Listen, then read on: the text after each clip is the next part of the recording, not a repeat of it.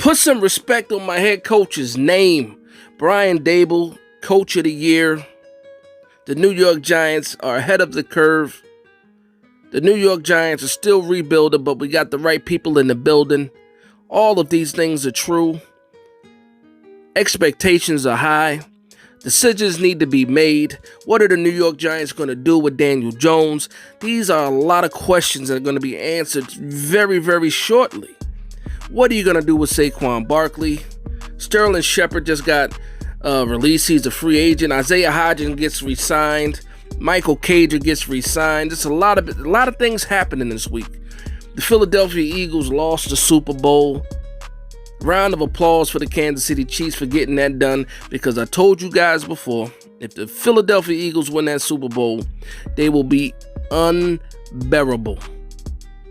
Probably all the way until August. They got a slice of humble pie. Salute to them on the season, though. But I'm still so happy that they lost. And I mean that with all respect, with all the love, with all... I can't even think of other words to say, but I'm so happy that the Philadelphia Eagles lost the Super Bowl. Love you guys, hate you guys. It is what it is. The feeling is mutual. Listen, you guys got me in the comments when I put out the video about the New York Giants beating the Philadelphia Eagles in the playoffs. You guys let me have it. Pause. The comments were brutal. But understand, I know what I was doing. I was talking trash, and I expected you guys to do what Philadelphia fans do, and that's hit back, and I respect that. Respect my gangster too. But you know, man, the New York Giants are heading in the right direction, but the biggest decision is going to be Daniel Jones. And before I get in this, make sure you hit the subscribe button. Big Dash knows. Follow me on social media, Twitter, Facebook, Instagram, Big Dash knows on all social media platforms. Hit that subscribe button, like and share these videos, man. I appreciate it. Together blue. Together blue. So Daniel Jones, probably one of the most talked about players in the NFL, in the decision that has to be made. Some people think he sucks. Some people think he's a franchise player. Some people might even think he's elite. But right now, to me, he's Daniel Jones, the quarterback of the New York Giants, at least for the next couple of weeks. Hopefully we can get something done before free agency. But let's just talk about what's going on with Daniel Jones. There's a lot of discussions out there about stats versus how he looks. And I get into arguments as well. And I get mad because some people say, how did he get better? Look at his stats. The stats are the same. And you can't argue with stats. That's the first thing I got to say to people. You can't, when somebody throws those numbers up to you and they're like, hey, 15 passing touchdowns on the season, 3,200 yards passing. Those are real stats. Those are real things. You can't argue when somebody throws those stats in your face. But how I approach it is this. When you look at Daniel Jones this season versus seeing Daniel Jones the past 3 seasons, he does not look the same. He looks better. You know, well, how much better? Or we've seen his ceiling and things like that. Here's the thing. We haven't seen anybody's ceiling. You haven't seen Patrick Mahomes' ceiling. You haven't seen Josh Allen's ceiling. You haven't seen Trevor Lawrence, Justin Herbert. We haven't seen their ceiling. We just go by what you've seen already. And that's why I can't argue with a lot of people, because what we've seen already, in a lot of people's opinion, is not good enough, especially when you're talking about $35-40 million. And that's the part where I agree with. The money is the money. And I have to snap back to reality, because even though I believe that he's better, and I've seen it with my own eyes, anticipation, pocket awareness, taking care of the football, able to make plays with his legs, and still get the ball down the field. The growth within the system, reads. Now they trusted him more at the end of the season than they did at the beginning. It was a heavy dose of Saquon Barkley early on, but at the end of the season, when Saquon Barkley started to not shut down a little bit, but when Saquon Barkley was not running the same, you saw them trust Daniel Jones with more of the offense. You saw once Isaiah Hodgins got here, the things he could do, within the offense, and you just think about, okay, what can Daniel Jones do with more weapons? I saw you. As soon as I said what Daniel Jones could do with more weapons, here you go, the same person complaining about Daniel Jones not having any weapons. This guy did that. Darius Slayton was getting separation. Richie James was getting ring. I understand all of that. So, but my argument to you is, or to anybody, and I don't think that the wide receivers were that bad. I think it's more of an offensive line thing than it is a receiver thing. But, let's keep it a buck. The weapons aren't there. Not in the capacity that you would hope they would be. And that's just me being honest, and hopefully you can be honest too. When you're talking to your friends, you don't bring up, you see Richie James? Oh, Darius Slayton is a beast.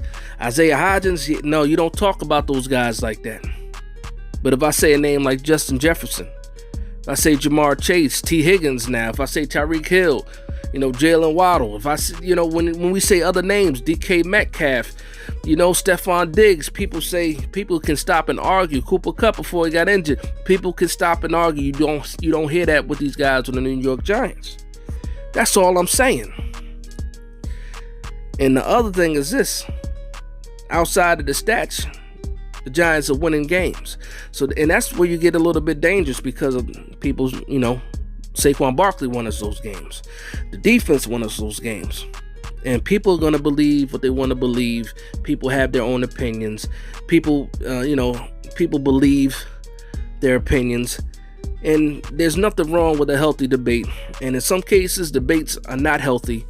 They're actually very volatile, and you see it play out in the spaces and things like that. But we'll keep that information over there, because we see it every day. Those of y'all that take your time, spend your time on these spaces, and you listen to these discussions, you know what it is. But for me, again, it's about the numbers when it comes to Daniel Jones. Not just his stats, it's about the pay. But ultimately, for me, it's about the cap hit. Now, I didn't want to pay Daniel Jones $35 million. I don't think that 15 touchdowns is enough for $35 million, but nobody cares what I think. It's a projection on what you think this guy can do. Now, I know once Isaiah Hodgins got on the team, Daniel Jones was throwing for more touchdowns. If you get a full season with Isaiah Hodgins, and also a full season with whoever else you plan on bringing in here, can those touchdowns go up? And that's where I think a lot of the gray area is, as far as if you want Daniel Jones back versus if you don't want Daniel Jones back. But at the end of the day, we still have to be honest. When we look at Daniel Jones, you can't say it's the same guy that has been here the past 3 years. And that's what I have to say about Daniel Jones. Now, Saquon Barkley is another touchy subject. The rumor was that Saquon Barkley turned down $12.5 million at the buy. $12.5 million. We didn't get any details on how many years they were going to offer Saquon Barkley. In my opinion, you don't go over 3 years on the Saquon Barkley deal. Because again, Saquon Barkley had a fantastic season, but I can't forget, just like people don't forget about Daniel Jones, I can't forget about all the injuries in the past seasons, the productivity not matching the number 2 overall draft pick, and a lot of that also has to do, just like with Daniel Jones, the offensive line. Because you saw when the offensive line was blocking pretty well, Saquon Barkley was going off. Saquon Barkley was going off. Same thing for Daniel Jones. When the offensive line was playing well, Daniel Jones was doing well too. And one of the main arguments now is, Daniel Jones and Saquon Barkley are a package. They have to be a package. You can't have one without the other. I think that's a lie. And I said that earlier today. That's a lie. I think if anything, you keep Daniel Jones over Saquon Barkley. But if you decide that you don't want Daniel Jones, then what's the purpose of having Saquon Barkley too? Because if you're going to rebuild and build from scratch, you don't need a running back making that kind of money.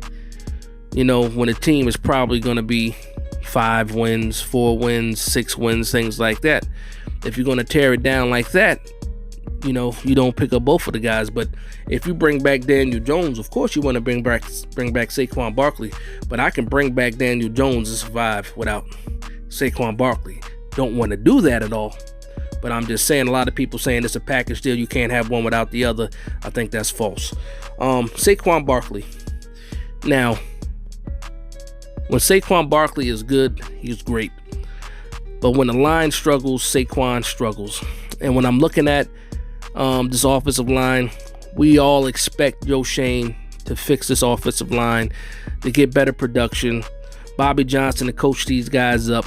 But at the end of the day, Saquon Barkley is so dependent on the offensive line, just like every other running back. You have to get some decent offensive line play. And Saquon Barkley showed what he can do. 1,300 yards behind decent offensive line play. Not even good, not even great, but decent offensive line play. A lot of injuries happened. Rookie right tackle, Bredesen, Gates injured, being injured, Zoodle being injured. What's the guy's name? Lemieux being injured. Sometimes it was Devery Hamilton in there. So when you think about Saquon Barkley, I'm thinking, okay, the money, $12.5 million. I just wish he would have took that contract at the bye, because now I'm thinking that the man is getting tagged. And he might have to play on that tag if he doesn't want to play ball, as far as getting in the right price range that Joe Shane is comfortable with the years as well. And especially with Daniel Jones also being a free agent, to me it's not looking too good for Saquon Barkley right now. And even though we got all the lip service talking about how he wants Saquon back, how he wants Daniel Jones back, the numbers have to fit, because the New York Giants don't have that much money. And everybody keeps saying, oh, well, we're third in cap space. Well, it's $44 million. $44 million. You got a quarterback that's probably going to be making $35 million, depending on the cap hit. You got Saquon Barkley making anywhere from $10 to $14 million, depending on the cap hit. That cap is going down, and you have to fill your roster and pay your new draft picks and do all this stuff with $44 million. And then you also need at least $10 to $12 million just to operate throughout the season. Maybe $8. I mean, we operated, I think, on like $5 million this season. Joe Shane was a magician when it came to the cap this year. The stuff he was able to do to get that type of production out of these players. He has a little bit more money, so I have even more faith that he can get the job done even more this offseason. But it's just two big deals that have to happen. Two big deals that have to happen. And again, I can't wait to see what's going to happen with Daniel Jones and Saquon Barkley. Other free agents, Jahad Ward, do you bring him back? Richie James, do you bring him back? Darius Slayton, do you bring him back? It's a lot of, this team is going to look a lot different next year than it did this year. And then the year after that, it's probably going to look even more different. And just think about the contracts that have to happen. Dexter Lawrence, Andrew Thomas, Xavier McKinney. There's some deals that got to get done. Further down the line, Ezekiel Dillard, if he ends up panning out and can get over the injuries. Even further down the line, Kayvon Thibodeau. We have to keep this cap healthy. Leonard Williams, possibly taking a pay cut. Kenny Golladay, everybody and their mother thinks he's at least 99.9% gone in the offseason. So it's a lot of moves that have to be made. I wish I can hit the fast forward button so we can get to this decision on Daniel Jones and Saquon Barkley. Julian Love, we can get to the combine, get these real grades and measurables on these players that didn't go to the Shrine Bowl or the Senior Bowl. I'm waiting for a lot of things to happen. And the end of this month, well, you figure the combine is early March, and then you have the draft in April. It's going to be a fun couple of weeks. Free agency is 2 weeks from now. It's going to be a fun couple of weeks, fun couple of months in a couple of weeks. What we're going to do about the middle linebacker spot, Tremaine Edmonds, are we going to be able to sign him? Not if you got guys getting the franchise tag, because you can't get a deal done. You can't tie up $35 million because you got the franchise tag when you can't lose $35 million because you got the franchise tag on Daniel Jones. $10 million for Saquon Barkley is a little bit more manageable, but you can't do things like that. We need to be able to get these deals done, or either figure out if we're going to let them walk or not. And then figure out how this team is going to go into the next year, as far as this rebuild and getting things done the right way. So I want to thank you guys for vibing with me. Please like, comment, and subscribe. And from one Giants fan to another, this is Big Dash Knows, Big Blue Nation. Let's go.